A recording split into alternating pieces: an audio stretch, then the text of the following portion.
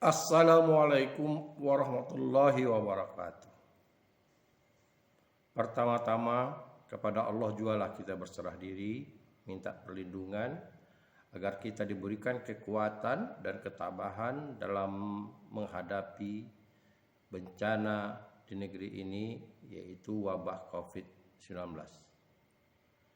Selawat dan salam kita aturkan kepada Nabi besar Muhammad sallallahu alaihi wasallam. Allahumma salli ala Muhammad wa ala ali Muhammad.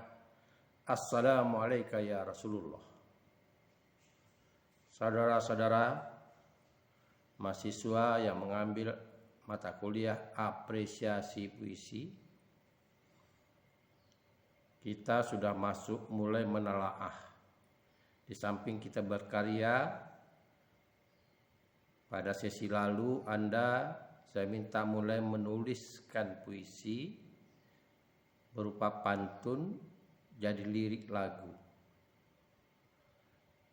Alhasil dari pemantauan saya, ketidakpahaman Anda terhadap pantun, ada yang membuat lirik lagu sebenarnya bukan pantun, jadi semacam puisi narasi.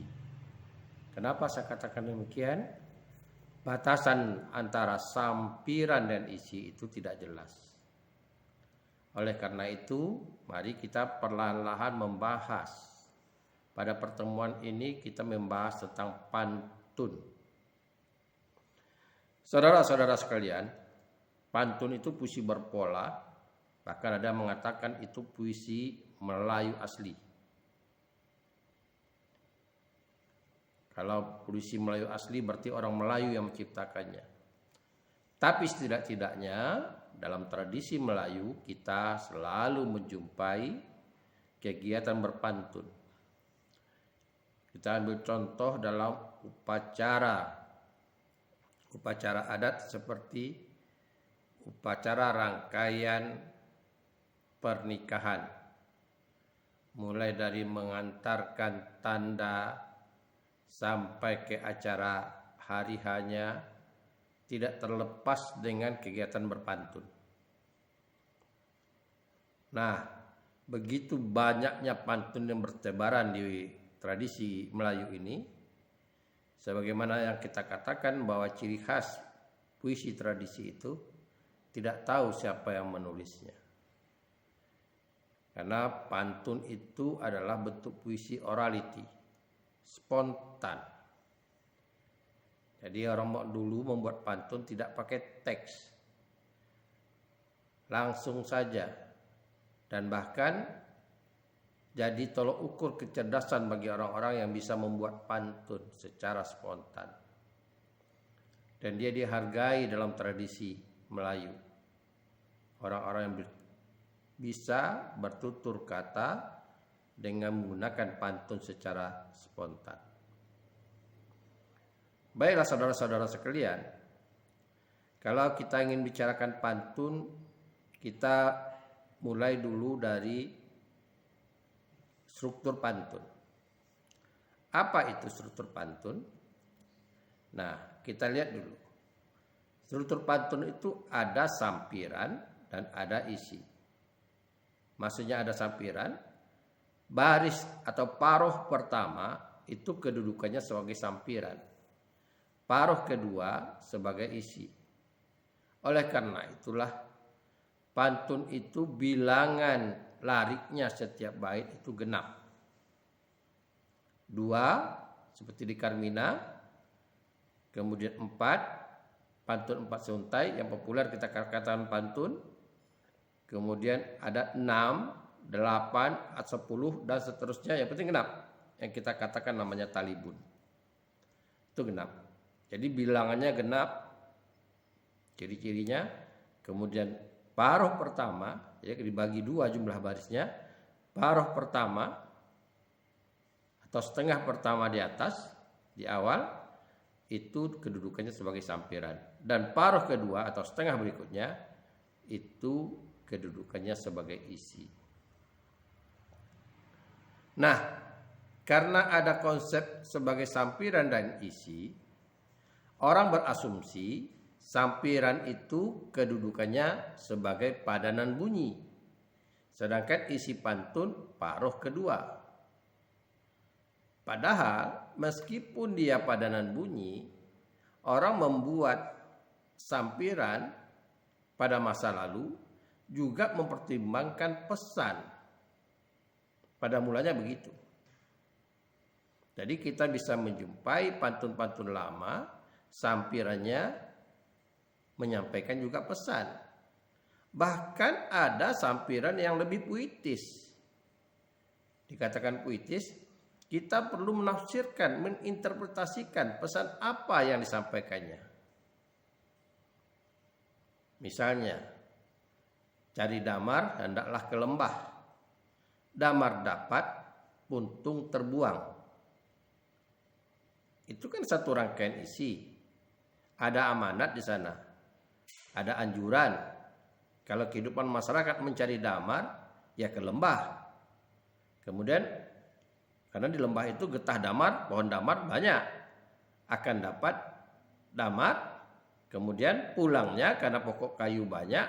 Pada dahulu kala orang masak dengan kayu, maka dia sambil membawa kayu api. Karena itu damar dapat, puntung terbuang. Maksudnya puntung di rumah digantikan dengan kayu baru. Ini pesan. Isinya apa? Cari amal, hendaklah ke Mekah. Amal dapat, dosa terbuang. Nah, kalau dilihat dari segi sampiran ini punya isi dan isinya juga, dua-duanya punya pesan, dan seakan-akan ada pesan yang sejalan.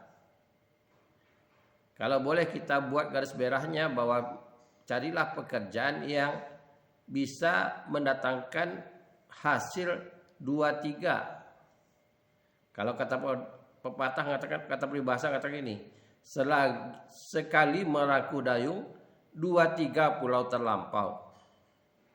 Jadi ada 2 pesan. Satu pesan di sampiran dan pesan di isi. Dan konsepnya sama, mencari pekerjaan pada posisi yang dapat melebihi dari target kerja. Saudara-saudara sekalian, sebagai padanan bunyi, benar sampiran itu sebagai padanan bunyi. Kenapa? Karena untuk rima akhir larik pada isi, pedomannya adalah sampiran. Misalnya, sampiran baris pertama berbunyi A atau B, atau katakanlah dan sebagainya, maka pada baris ketiga atau baris isi pertama itu harus mengikuti bunyi yang di atas. Begitu juga pada baris sampiran berikutnya, pada puisi 4 seuntai misalnya, baris kedua, nah baris keempat juga bunyi akhirnya mengikuti baris kedua.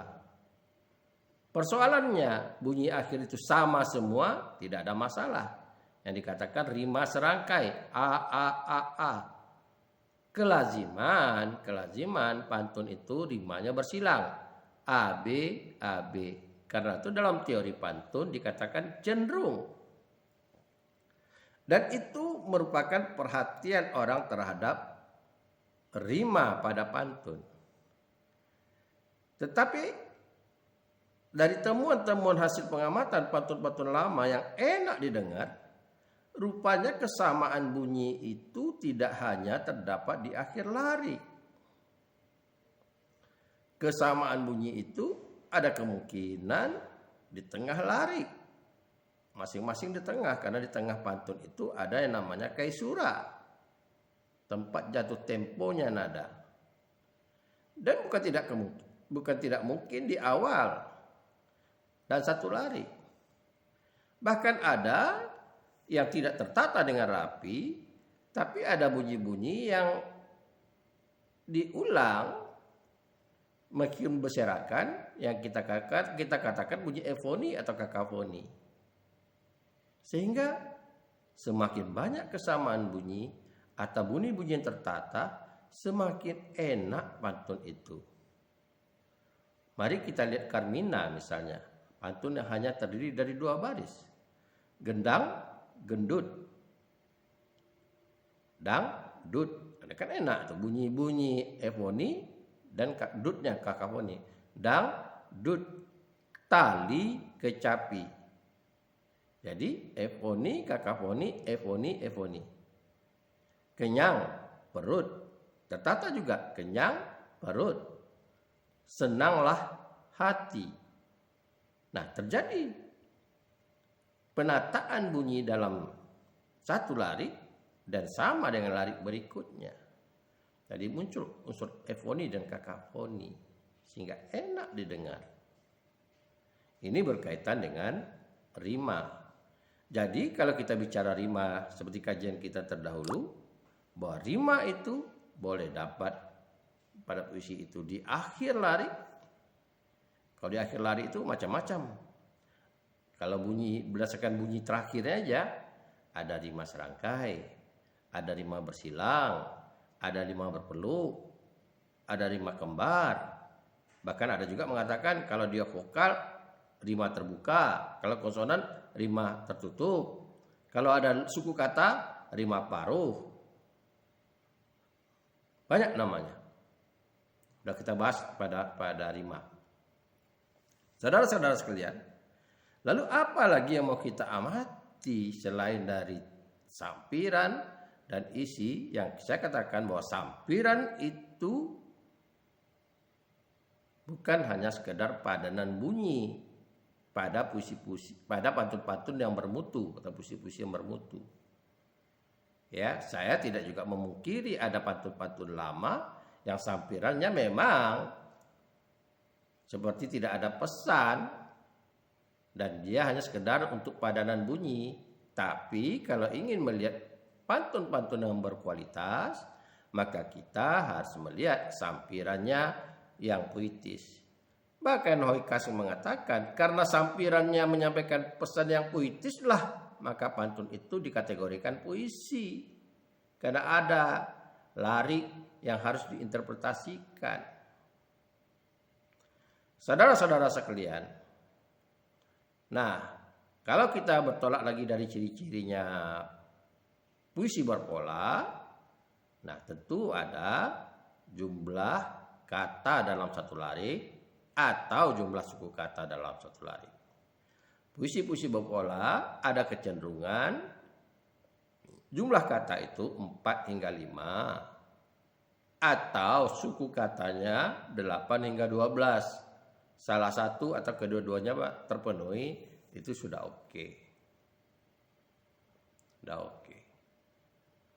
Apalagi yang belum diamati oleh orang, ya tadi saya katakan bahwa yang perlu diamati itu adalah amanat pada sampiran. Jadi pada pantun-pantun klasik, pantun-pantun lama, kita lihat, kita harus interpretasikan amanat pada sampiran. Banyak misteri pada sampiran yang belum terungkapkan pada pantun lama. Pulau Pandan jauh di tengah di balik Pulau Angsa Dua. Logikanya, Pulau Pandan itu sudahlah jauh di tengah, ditutup lagi oleh Pulau Angsa Dua. Kenapa itu yang dijadikan sampiran? Kalau kita menggunakan peribahasa atau ungkapan dari tradisi kita, ada yang mengatakan begini, kalau tak ada berada, takkan tempua bersarang rendah. Kalau boleh kita terapkan, kalau tidak ada berada, Pulau Pandan itu tak mungkin disebut orang. Sudahlah jauh di tengah, kemudian ditutup lagi oleh Pulau Angsa Dua. Ini misteri yang harus dipecahkan.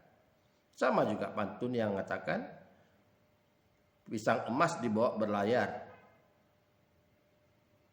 masak sebiji di dalam peti. Kita lihat pisang emas itu kecil-kecil. Kenapa harus pisang emas yang dibawa berlayar? Nah, ini kan menarik untuk dipahami. Nah, kenapa tidak pisang batu? Kenapa tidak pisang lidi? Kenapa tidak pisang Ambon misalnya? Atau pisang tanduk kata orang. Karena banyak jenis pisang. Tapi kenapa jatuh pilihannya ke pisang emas? Mungkin ada kearifan lokal. Mempertimbangkan untuk perjalanan itu sebaiknya pisang emas. Dan masih terjadi misteri. Kenapa pilihannya pada pisang emas? Kalau ini dapat dilakukan interpretasi pada sampiran, maka salah satu kemajuan kita dalam mengapresiasi pantun itu adalah mengambil pesan pada sampiran pantun. Dan ini juga untuk sebagai peringatan bagi orang-orang yang membuat pantun agar membuat sampiran itu tidak sekedar padanan bunyi. Kita lihat misalnya di Talibun. Kalau Tuan hendak ke lepau, you beli belanak beli, ikan panjang beli dahulu. Kalau Tuan hendak merantau, ibu cari, famili cari, induk semang cari dahulu. Ini dua-dua kearifan. Dua-dua cara berpikir yang arif. Kita hendak ke lepau, hiu enak ikannya. Hiu beli, enak ikannya. Tidak bertulang, tulang punggungnya yang ada. Belanak beli. Apalagi kalau orang pesisir tahu betul ikan belanak itu enak. Tapi beli ikan panjang beli dahulu. Kenapa? Nah, itu kearifan lokal. Kalau ikan panjang kan bisa dipotong-potong, bisa dibagi-bagi.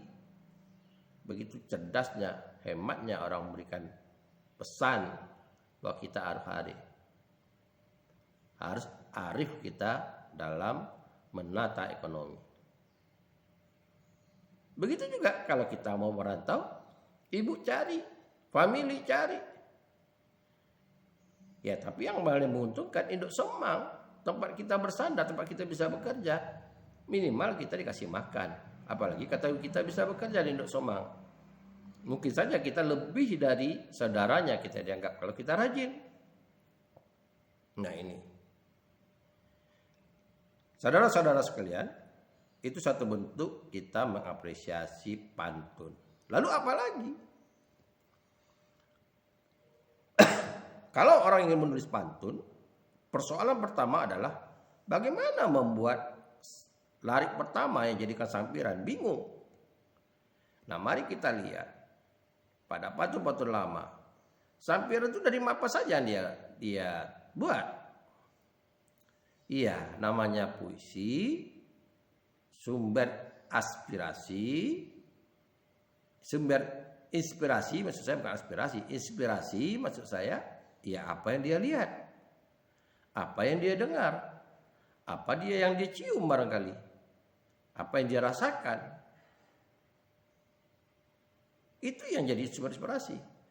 Dia melihat buah manggis, warnanya marun, manis, seperti tak berimbang. kulit warnanya jelek, isinya manis. Lalu jadikannya inspirasi. Buah manggis manis rasanya. Selesai satu baris. Lah kok manis dari mana datangnya? Tentu dirasa orang. Tentu ada yang mesti tahu, oh buah manggis dimakan. Mungkin dia yang memakan. Kapan dimakan? Ya kalau tahu misalnya pada tengah hari. Haus. Kalau pagi hari nanti sakit perut. Dikatakannya, dimakan anak di tengah hari. Nah karena pernah dimakan, terasa manis. Yang ingin disampaikan. Sampai di sini dulu. Wabillahi taufiq walhidayah. Assalamualaikum warahmatullahi wabarakatuh. Selamat melakukan interpretasi pada pantun-pantun klasik.